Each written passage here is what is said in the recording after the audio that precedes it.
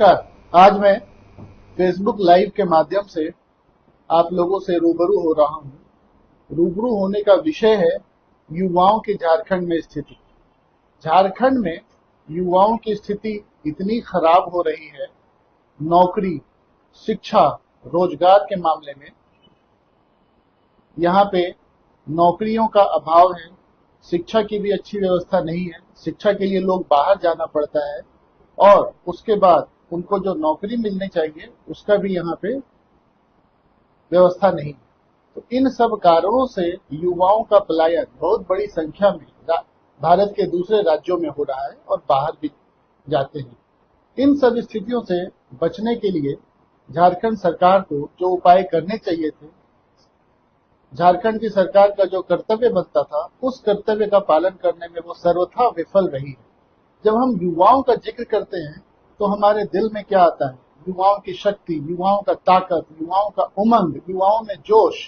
लेकिन जब हम इन सब की बात करते हैं और यहाँ झारखंड में वर्तमान में युवाओं की स्थिति देखते हैं, दयनीय स्थिति देखते हैं, न उनके लिए शिक्षा की अच्छी व्यवस्था है, न रोजगार की। इसके कारण जो पलायन हो रहा है ये बहुत ही दुखद है।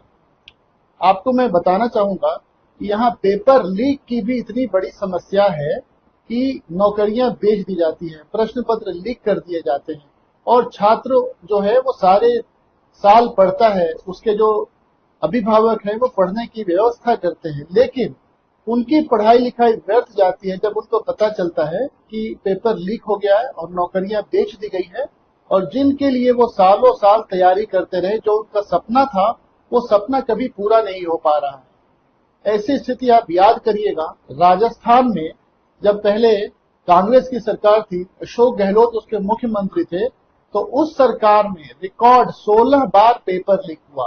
16 बार पेपर लीक होने का ये वर्ल्ड रिकॉर्ड ही मुझे तो लगता है। वहां क्या होता था, छात्रों को प्रश्न पत्र बेच दिए जाते थे, उनको एक बस में बिठाया जाता था, उनसे 5 लाख, 10 लाख, 20 लाख जो भी रुपए लिए जाते थे और उस बस में जो छात्र बैठ पाता था, जो छात्र उस बस का टिकट ले पाता था, केवल वही उस नौकरी पाने का हकदार होता था, न कि वैसे व्यक्ति जो कि पढ़ाई कर रहे हैं और परीक्षा की तैयारी कर रहे हैं। तो ऐसी स्थिति में जब ये राजनीतिक के लोग, परिवारवादी पार्टियां, इनकी ये इच्छा होती है कि उनकी पत्नी, उनका बेटा यही मुख्यमंत्री बने, यही मंत्री बने, यही सांसद बने, यही विधायक बने, तो अपने परिवार के लोगों के लिए तो ये 100% रोजगार की गारंटी चाहते हैं, उनके लिए मंत्री और विधायक और सांसद का पद सुनिश्चित करना चाहते हैं। लेकिन हमारे और आपके बच्चों के लिए उनके दिल में क्या है? कुछ भी नहीं।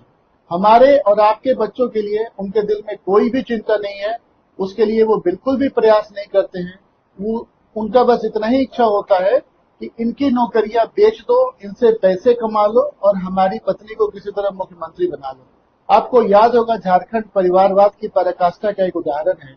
हेमंत सोरेन जी को जब मजबूरी में मुख्यमंत्री के पद से हटना पड़ा था तो उन्होंने क्या, विधायक बनवा दिया। इसके लिए काफी जोड़ तोड़ भी किया गया। जब वो विधायक बन गई, ये तो अच्छा हुआ कि हेमंत सोरेन जी को बीच में अदालत से जमानत मिल गई। अगर वो जमानत नहीं मिलती तो ये कल्पना सोरेन जी को भी मुख्यमंत्री बनाने के लिए आतुर थे, और जमानत मिल गई तो मिलते के साथ जेल से बाहर आते हुए उन्होंने चंपई दा को रातों रात मुख्यमंत्री के पद से हटा दिया और उन्होंने उस कुर्सी का दायित्व दोबारा संभाल लिया। इससे क्या पता चलता है कि झारखंड के और किसी भी आदिवासी नेता में ये काबिलियत नहीं है कि वो मुख्यमंत्री का कुर्सी संभाल सके। अगर झारखंड मुक्ति मोर्चा से मुख्यमंत्री की कुर्सी पे कोई काबिज होगा तो या तो वो शिबू सोरेन होंगे, या उनका बेटा होगा, या उनकी बहू होगी। उनके अलावा किसी भी आदिवासी को वो इस योग्य नहीं मानते हैं। ऐसा ही स्थिति हमारे बिहार में भी है। बिहार में लालू जी पूरे दिलों जान से लगे हुए हैं कि किसी तरह उनका 9वीं पास बेटा मुख्यमंत्री की कुर्सी संभाल ले। तो ये परिवारवादी पार्टियों की स्थिति है। झारखंड भी उससे अछूता नहीं है। झारखंड भी परिवारवाद का गढ़ है और झारखंड में मुख्यमंत्री हेमंत सोरेन जी जब चुनाव लड़ने गए थे तो उन्होंने यहाँ की जनता से, यहाँ के युवाओं से वादा किया था कि 5 लाख रोजगार पहले वर्ष में देंगे, और अगर जिन युवाओं को रोजगार नहीं दे पाएंगे उनको 5,000 रुपया या 7,000 रुपया प्रति महीने बेरोजगारी भत्ता देंगे। पर ना ही वो रोजगार दे पाए, ना ही वो बेरोजगारी भत्ता दे पाए। उन्होंने एक वर्ष घोषित किया था कि ये वर्ष में हम सभी युवाओं को रोजगार देंगे, लेकिन उस वर्ष में रोजगार देने की बात तो दूर, वैसे सभी कर्मचारी जो अनुबंध पे कार्य कर रहे थे उनको भी नौकरी से बर्खास्त दे गया। तो आज झारखंड का युवा अपने आप को छला महसूस कर रहा है, ठगा महसूस कर रहा है, उसका शोषण हुआ है, उसकी नौकरियों पे कुठाराघात हुआ है, उसे शिक्षा के उचित अवसर नहीं मिल पा रहे हैं। इसके कारण युवाओं का भारी संख्या में पलायन हो रहा है, और युवाओं का पलायन तो हो ही रहा है, अन्य वर्गों का पलायन भी झारखंड के बाहर बहुत बड़ी संख्या में हो रहा है। इसका कारण है यहाँ पे रोजगार नहीं है, उद्योग धंधों का अभाव है, राज्य सरकार इसके लिए कोई भी प्रयास नहीं कर रही है। इतने ज्यादा खनिज संपदा का भंडार, यहाँ पे इस सरकार को अपनी शक्ति दिखाएं और ये संकट